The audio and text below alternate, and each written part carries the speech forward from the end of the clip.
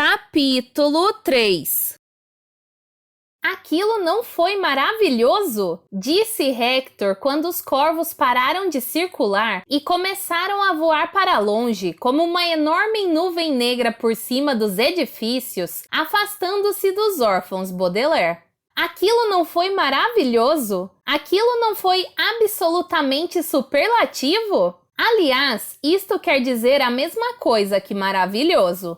Com certeza foi. Klaus concordou sem acrescentar que já conhecia a palavra superlativo desde que tinha 11 anos. Eu vejo isso praticamente todas as manhãs, disse Hector, e sempre me impressiona. E também sempre me deixa com fome. O que vamos comer esta noite? Que tal enchilhadas de galinha? É um prato mexicano que consiste em tortilhas de milho enroladas em um recheio de galinha e cobertas de queijo derretido e um molho especial que aprendi a fazer com a minha professora do 2º grau. Que tal? Parece delicioso, disse Violet. Que bom, disse Hector. Eu desprezo pessoas cheias de 9 horas com comida. Bem, é uma boa caminhada até a minha casa. Portanto, vamos conversar enquanto andamos. Me deem as suas malas. Vou carregá-las e vocês dois podem carregar a sua irmã. Sei que vocês tiveram de caminhar desde a parada do ônibus e ela já fez exercício mais que suficiente para um bebê.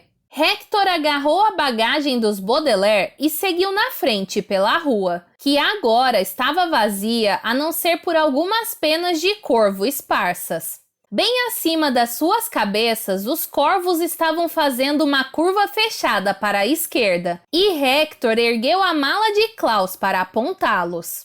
Não sei se vocês estão familiarizados com a expressão em voo de corvo, disse Hector, mas significa que é o caminho mais curto para chegar lá. Usualmente não tem nada a ver com corvos de verdade, mas nesse caso tem tudo a ver. Estamos a cerca de 1,5 km de distância da minha casa em voo de corvo. De fato, do modo como voam todos aqueles corvos. À noite eles se empoleiram na árvore do nunca mais que fica no meu quintal. Mas para nós leva mais tempo para chegar lá, pois temos de atravessar CSC a pé em vez de voar pelo ar. Hector, disse Violet timidamente. Nós estávamos nos perguntando o que exatamente quer dizer CSC. Ah, sim, disse Klaus. Por favor, conte-nos. É claro que vou contar a vocês, disse Hector, mas não sei por que ficar tão alvoroçados com isso. É apenas mais um contrassenso do Conselho dos Anciãos. Os Baudelaire se entreolharam hesitantes. O que quer dizer? Perguntou Klaus.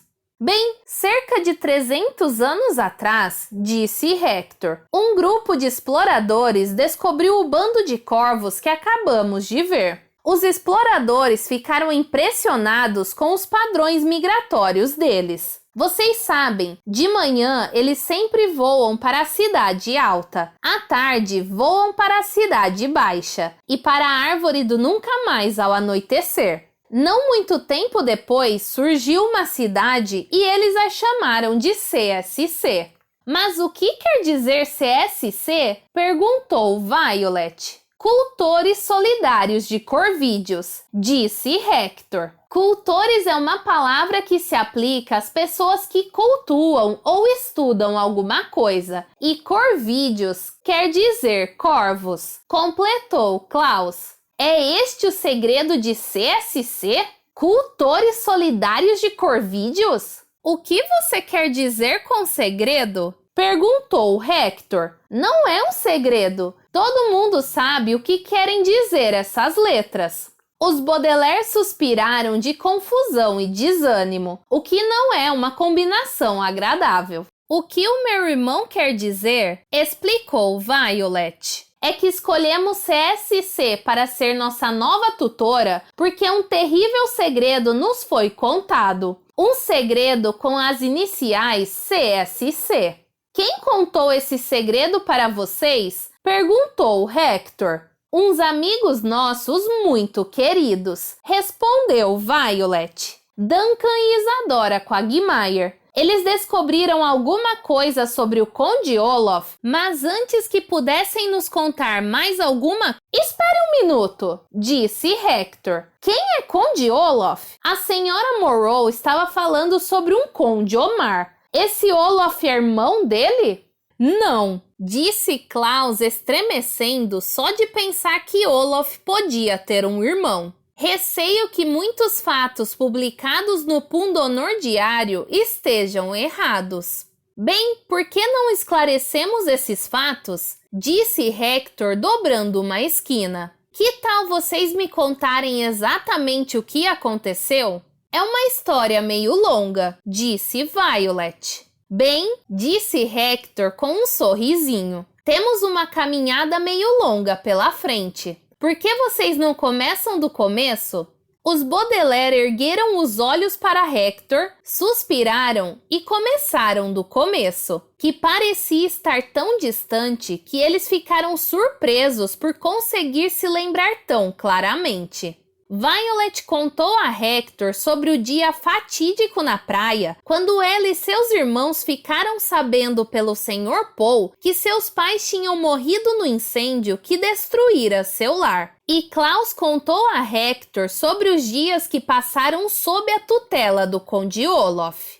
Sunny, com alguma ajuda de Klaus e Violet, que foram traduzindo para ela, contou sobre o pobre tio Monte e sobre as coisas terríveis que aconteceram com a tia Josefine. Violet contou a Hector sobre o trabalho na serraria Alto Astral. Klaus contou-lhe sobre a escola preparatória por Frock. E Sunny relatou a horrível época em que moraram com Jerome e Esme Squalor na Avenida Sombria 667. Violet contou a Hector tudo sobre os diversos disfarces do Conde Olaf e sobre cada um dos seus nefandos parceiros, incluindo o homem de mãos de gancho, as duas mulheres de cara empoada, o homem careca de nariz comprido e o que não parecia nem homem nem mulher, de quem os Baudelaire tinham se lembrado ao ver Hector tão calado. Klaus contou a Hector tudo sobre os trigêmeos Quagmire e sobre a misteriosa passagem subterrânea que os levara de volta à sua antiga casa, e sobre a sombra de infortúnio que parecia pairar sobre eles praticamente em todos os momentos desde aquele dia na praia. E enquanto os Baudelaire contavam a Hector a sua longa história, eles começaram a se sentir como se o factotum estivesse carregando mais do que as suas malas. Eles se sentiram como se ele estivesse carregando cada palavra que diziam, como se cada desventura fosse um fardo que Hector estava ajudando a suportar.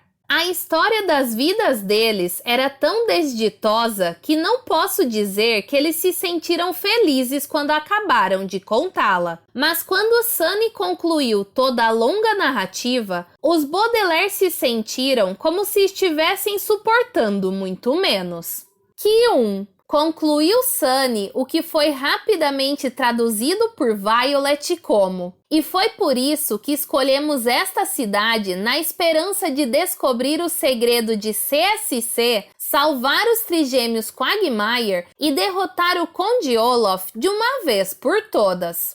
Hector suspirou. Vocês certamente passaram por uma provação, disse ele usando uma palavra aqui que significa um montão de problemas, a maior parte dos quais por culpa do Conde Olaf. Ele parou por um instante e olhou para cada um dos Baudelaire. Vocês foram muito valentes, todos os três, e vou fazer o melhor que puder para assegurar que tenham um lar apropriado comigo. Mas devo dizer que acho que vocês chegaram a um beco sem saída. O que quer dizer? Perguntou Klaus. Bem, detesto ter de acrescentar más notícias à terrível história que vocês acabam de me contar, disse Hector. Mas acho que as iniciais a que se referiram os Quagmire e as iniciais dessa cidade são mera coincidência. Como eu disse, esta cidade se chama CSC há bem mais de 300 anos. Quase nada mudou desde então. Os corvos sempre se empoleiraram nos mesmos lugares. As reuniões do Conselho dos Anciãos sempre foram à mesma hora todos os dias. Meu pai foi o factotum antes de mim, e o pai dele foi o factotum antes dele, e assim por diante, coisa e tal. As únicas coisas novas nesta cidade são vocês 3 crianças e o chafariz corvídeo na Cidade Baixa que vamos limpar amanhã. Não vejo como esta cidade poderia ter algo a ver com o segredo que os Quagmire descobriram. As crianças se entreolharam em grande frustração. Projique? Perguntou Sunny exasperada. Ela queria dizer alguma coisa na linha D. Quer dizer que viemos para cá por nada? Mas Violet traduziu um pouco diferente. O que minha irmã quer dizer, disse Violet, é que é muito frustrante descobrir que estamos no lugar errado. Estamos preocupados com os nossos amigos, acrescentou Klaus, e não queremos desistir de encontrá-los. Desistir? Disse Hector. Quem falou em desistir? Só porque o nome desta cidade não ajuda muito, isto não quer dizer que vocês estejam no lugar errado. Obviamente, nós temos uma porção de tarefas domésticas a fazer, mas nas horas vagas podemos tentar descobrir o paradeiro de Duncan e Isadora. Sou um factotum, não um detetive, mas tentarei ajudá-los o melhor possível. Contudo, teremos de ser muito cautelosos. O Conselho dos Anciãos tem tantas regras que mal se pode fazer alguma coisa sem quebrar uma delas. Por que o Conselho tem tantas regras? Perguntou Violet. Porque qualquer um tem uma porção de regras? Disse Hector com um encolher de ombros. Para poder ficar mandando nas pessoas, eu acho. Graças a todas as regras de CSC, o Conselho dos Anciãos pode dizer às pessoas o que vestir, como falar, o que comer e até o que construir. A regra número 67, por exemplo, reza claramente que nenhum cidadão está autorizado a construir ou utilizar qualquer tipo de dispositivo mecânico. Isso significa que eu não posso construir nem usar nenhum dispositivo mecânico? Violet perguntou a Hector. Eu e meus irmãos somos cidadãos de CSC agora que a cidade é nossa tutora? Receio que sim, disse Hector. Vocês têm de seguir a regra número 67 junto com todas as outras regras. Mas Violet é uma inventora! Exclamou Klaus. Os dispositivos mecânicos são muito importantes para ela. É mesmo? Disse Hector e sorriu. Então você pode ser de grande ajuda para mim, Violet. Ele parou de andar e olhou em volta como se a rua estivesse cheia de espiões e não completamente vazia. Você é capaz de guardar um segredo? Perguntou ele. Sim, respondeu Violet. Hector olhou em volta mais uma vez, depois inclinou-se para a frente e começou a falar em voz muito baixa. Quando o Conselho dos Anciãos inventou a regra número 67, ele disse: eles me ordenaram que removesse tudo que fosse material de invenção da cidade. E o que você disse? Perguntou Klaus. Eu não disse nada, admitiu Hector, dobrando mais uma esquina na frente das crianças. O conselho me deixa desassossegado demais para falar. Vocês sabem disso. Mas vou contar o que eu fiz. Peguei todos os materiais e escondi no meu celeiro, que venho usando como uma espécie de ateliê de invenções. Eu sempre quis ter um ateliê de invenções, disse Violet. Mesmo sem perceber, ela já estava enfiando a mão no bolso e procurando uma fita para amarrar o cabelo para que não caísse nos olhos, como se já estivesse inventando alguma coisa e não só falando sobre isso. E o que você já inventou até agora, Hector? Ah, só umas coisinhas, disse Hector. Mas tem um projeto enorme que já está quase ficando pronto. Estive construindo uma casa móvel autossustentável a ar quente. Nib disse Sunny. Ela queria dizer algo como: pode explicar um pouquinho melhor? Mas Hector não precisava de encorajamento para continuar falando sobre a sua invenção.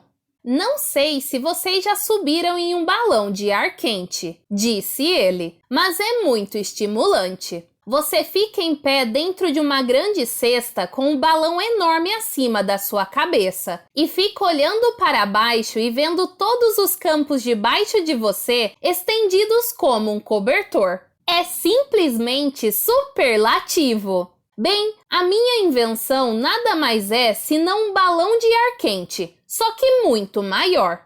Em vez de uma grande cesta, há 12 cestas, todas amarradas umas nas outras debaixo de uma porção de balões de ar quente. Cada cesta funciona como uma sala diferente, portanto, é como ter toda uma casa voadora. É completamente autossustentável. Depois que você sobe dentro dela, nunca mais precisa descer de novo. Na verdade, se o meu novo motor funcionar direito, será impossível descer. O motor deverá durar muito mais de 100 anos. E há uma enorme cesta de armazenagem que estou enchendo de comida, bebidas, roupas e livros. Quando estiver tudo pronto, serei capaz de voar para longe de CSC e do Conselho dos Anciãos e de tudo mais que me deixa desassossegado, e viver flutuando no ar para sempre.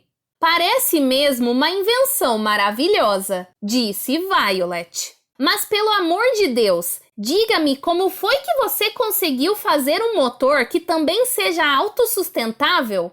Isso está me causando um certo problema, admitiu Hector. Mas quem sabe se vocês três derem uma olhada, possamos dar um jeito no motor juntos. Estou certo de que Violet pode ajudar, disse Klaus. Mas eu não sou lá essas coisas como inventor. Estou mais interessado em leitura. CSC tem uma boa biblioteca? Infelizmente não, disse Hector. A regra número 108 reza claramente que a biblioteca de CSC não pode conter nenhum livro que descumpra qualquer uma das outras regras. Por exemplo, se alguém em um livro usa um dispositivo mecânico, esse livro não é permitido na biblioteca. Mas existem tantas regras, disse Klaus. Que tipo de livro poderia possivelmente ser permitido?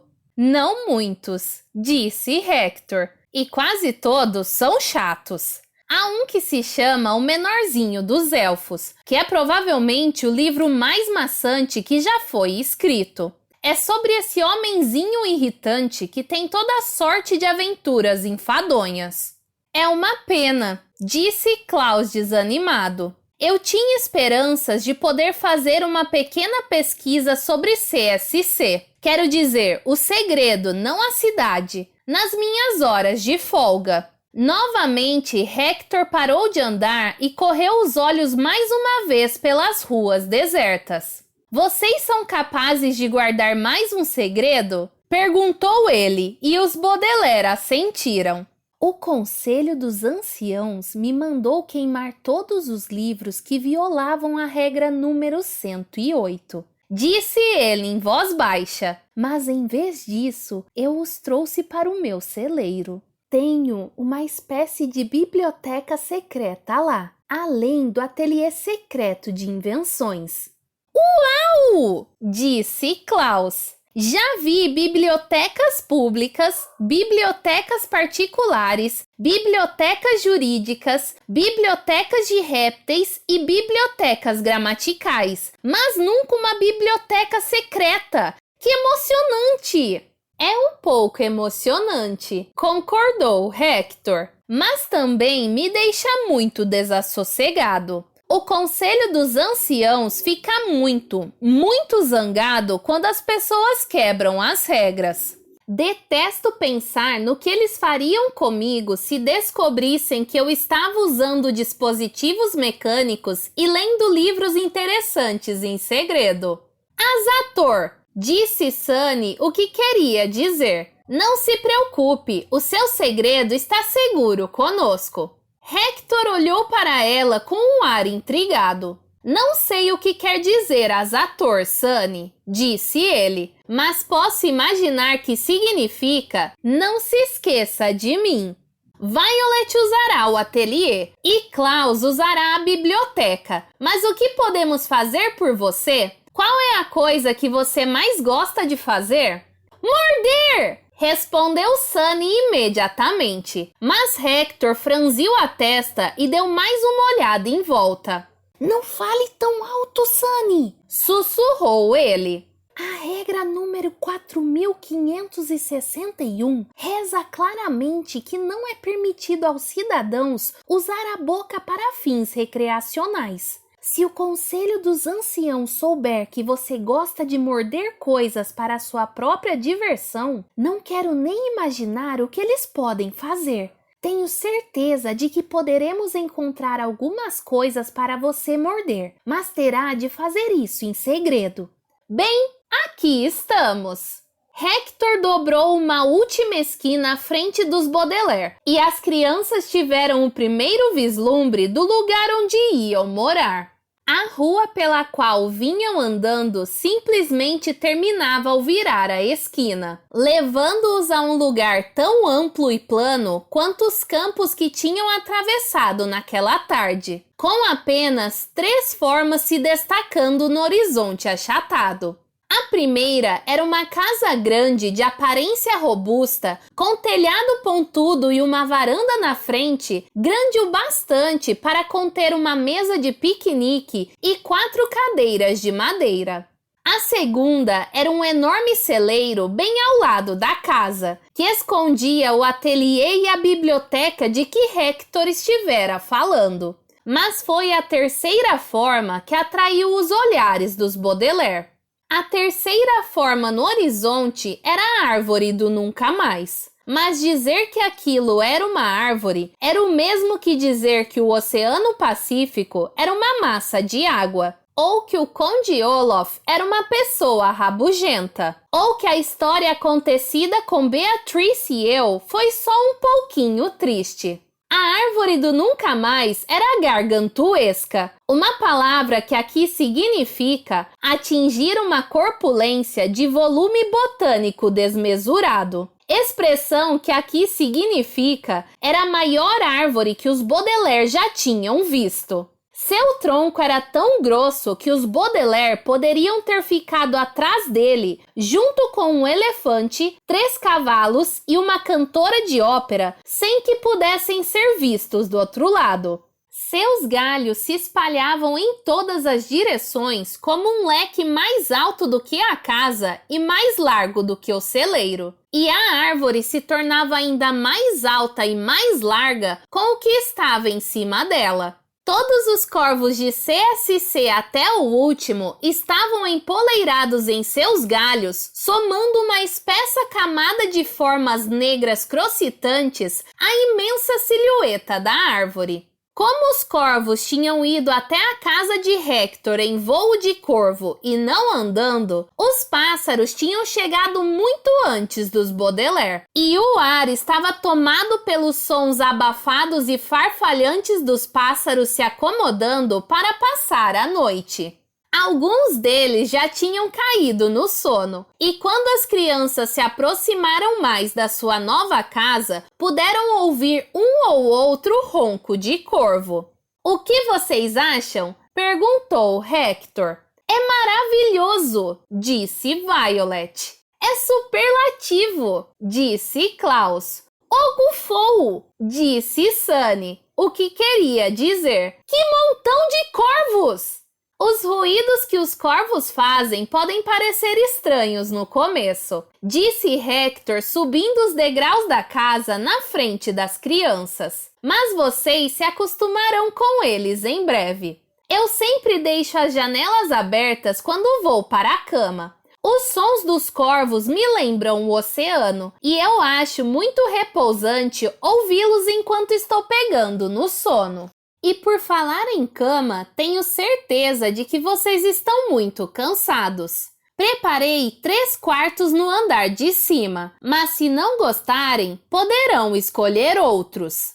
Há espaço à vontade na casa. Há espaço até para os Quagmire morarem aqui quando os encontrarmos. Tenho a impressão de que vocês 5 ficarão felizes morando juntos, mesmo tendo de fazer as tarefas domésticas de uma cidade inteira.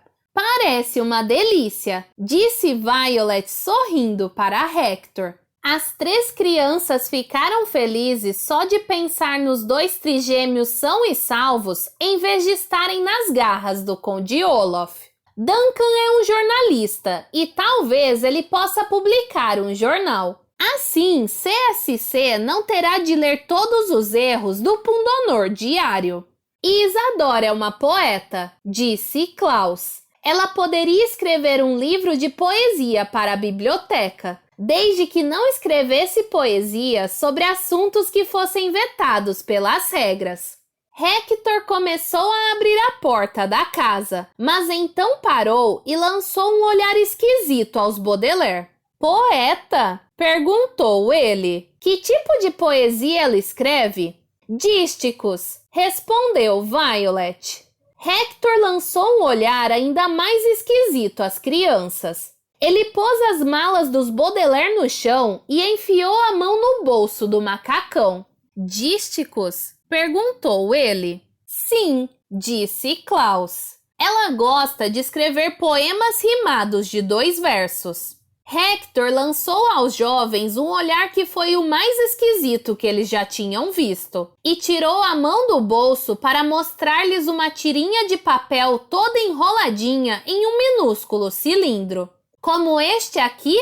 Perguntou ele e desenrolou o papel. Os órfãos Baudelaire tiveram de apertar os olhos para ler a pálida luz do pôr do sol, e depois de ler uma vez, tiveram de ler outra vez para ter certeza de que a luz não estava lhes pregando peças, e de que o que tinham lido estava realmente escrito naquela tirinha de papel em uma caligrafia trêmula, porém familiar.